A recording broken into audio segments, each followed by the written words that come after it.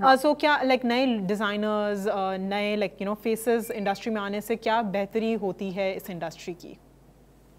देखिए, नए डिजाइनर्स एक नया टैलेंट होता है, और नया टैलेंट जो है वो अपने साथ ज़रा एक एनर्जी लेवल उनका एक डिफरेंट होता है, एक पुराने डिजाइनर्स का एक एक्सपीरियंस डिफरेंट होता है।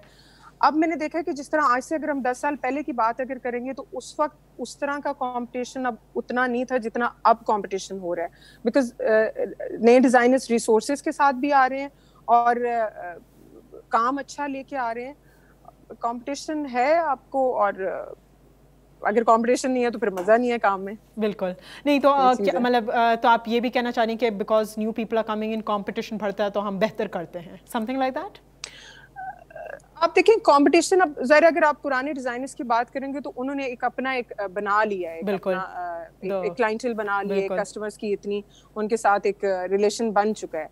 लेकिन जिस तरह नए डिजाइनर्स आते हैं, वो मुझे लगता है कि एक नया काम लेके आते हैं, एक आपको एक कंपटीशन डेफिनेटली बढ़ता है, और जब कंपटीशन बढ़ता है तो आप और अच्छा काम करते हैं, और एब्सोल्युटली एब्सोल्युटली। तो आपको क्या लगता है कि पाकिस्तानी इंडस्ट्री में क्या लैकिंग है, फैशन इंडस्ट्री में अभी भी क्या लैकिंग है जो शायद दूसरी कंट्रीज में मौजूद हैं एंड यू विश मतलब पाकिस्तान में भी होती वो चीज़? डिजाइनर्स के पॉइंट ऑफ व्यू से अगर मैं कहूँ तो बहुत से डिजाइनर्स ऐसे हैं जो कंसिस्टेंट नहीं है। मतलब लोगों को लगता है कि फैशन इंडस्ट्री और फैशन डिजाइनर्स का सरवाइव करना is easy here, it's not. यहाँ पे हमें अगर अपने एंड पे हम टेक्निकली चीज करें तो वो हम जरूर ये कहेंगे कि आपकी जो यहाँ पे बेसिक इश्यूज हैं, आपकी इलेक्ट्रिसिटी, आपका और काफी चीजें इस किस्म की हैं कि अगर मैं कहती हूँ कि अगर मैं इस मुल्क में ना होती और मैं बाहर कहीं होती तो मुझे ये बेसिक इश्यूज शायद ना देखने पड़ते। लेकिन जहाँ पे आपको इस किस्म की आए हैं, आपको यहाँ पे आपकी सारी इंडस्ट्री के अंदर बूम आया है पिछले कितने सालों से, और अब और आ रहा है।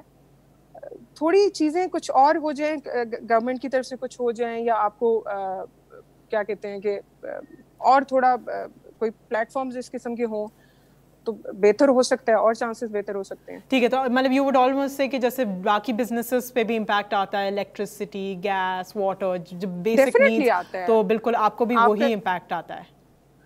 बिल्कुल आता है, बल्कि हम लोगों को ज्यादा आता है। आपको पता है कि हमारी फैक्ट्रीज होती हैं, वो पूरे आपकी मशीनरी इलेक्ट्रिसिटी पे बेस्ड होती है।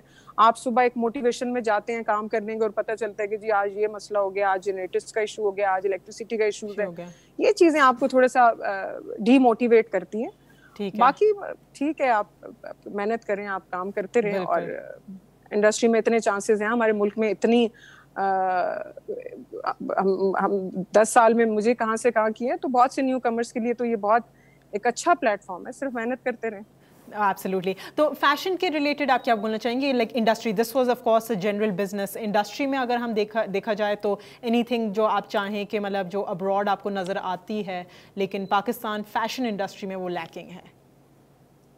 देखिए, यहाँ पे बिजनेस प्रमोशन चांसेस बहुत मुश्किल हैं। यहाँ पे आपका जो ब्रांड है, एक वो कंसिस्टेंट अगर इनपुट अपना कर रहा है इन टर्म्स ऑफ फंड्स में, उसके पास अगर इतना एक ब्रांड के पास पैसा है, और वो देखिए एवरीथिंग इज अबाउट, हर चीज में आपका पैसा, आपको पैसे की रिक्वायरमेंट होती है। आप सोशल मीडिया कर रहे हैं, आप शूट्स कर रहे हैं, आप अपने बिजनेस को चला रहे हैं, आपको हर चीज के लिए आपको चीजें देखनी पड़ती हैं। बाहर अगर आप देखें, वहां पे आपके सक्सेस रेट इस तरह कह सकते, कंपटीशन भी ऑफ कोर्स वहां पे बहुत है जी, और सक्सेस रेट इस तरह कर सकते हैं कि आपके पास प्लेटफॉर्म्स ज्यादा हैं। यहाँ पे आपके पास अपने काम को दिखाने के लिए उतने प्लेटफॉर्म्स नहीं है। मुझे ये लगता है कि आपके पास इस किस्म के प्लेटफॉर्म होने चाहिए जहाँ पे आप अपना काम ज्यादा अच्छा दिखा सकें। एब्सोल्युटली। सो ओवरऑल क्या आप सेटिस्फाइड हैं ऑफ हमारी पाकिस्तानी फैशन इंडस्ट्री से? देखिए, मैं तो बहुत खुश हूँ। मुझे तो I am very happy with the fashion industry. जो हमने अभी तक काम किए हैं, जो इतने सालों से काम कर रहे हैं, जो ऑलरेडी हमें जो अपने मेरे लिए जो सबसे बड़ा रिवॉर्ड है वो मेरे अपने क्लाइंट्स हैं। वो उनकी सेटिस्फेक्शन इम्पॉर्टेंट है, उनका एक्सपैंड होना इम्पॉर्टेंट है, उनका एक कस्टमर का दूसरे कस्टमर के साथ एक एक्सपीरियंस मैटर होना वो इम्पॉर्टेंट है। तो अगर आप डेडिकेशन के साथ काम कर रहे हैं, it is a long and lengthy process, it's not an easy thing कि लोगों को लगता है कि फैशन इंडस्ट्री में फैशन डिजाइनर्स की बड़ी एक ग्लैमरस सी लाइफ होती है, शोज होते हैं, मॉडल्स होती हैं, लाइट्स होती हैं, बस यही है। ये सब कुछ नहीं है, इसके बैक एंड पे इतना कुछ है कि बहुत काम है, बहुत काम है। नहीं, आई नो करना आपके लिए बिल्कुल, मतलब आधा टाइम हम लोग चीजें फिक्स के फिट हो जाए, रैंप पे कोई मसला ना हो जाए, अंडरस्टैंड ऑल ऑफ दैट।